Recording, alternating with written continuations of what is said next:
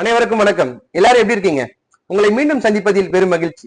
நாம ஒவ்வொரு நாளும் ஆகச்சிறந்த திருக்குறள்களை பார்த்துட்டு வரோம்.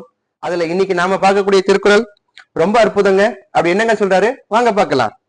சொல்றாரு பாருங்க, என்பில் அதனை வெயில் போல் காயுமே, அன்பில் அதனை அறம்.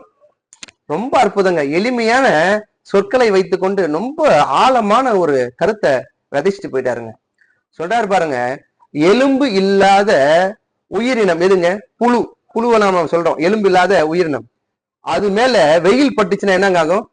அது உடனே வாடிரும், காஞ்சிரும் இல்லையா?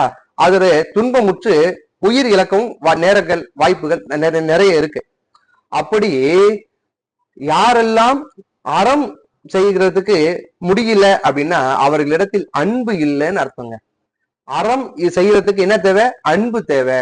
அன்பு இல்லாதவர்கள் என்ன செய்ய முடியாது, அவர்களால அறம் செய்ய முடியாது அப்படின்னு சொல்றாரு.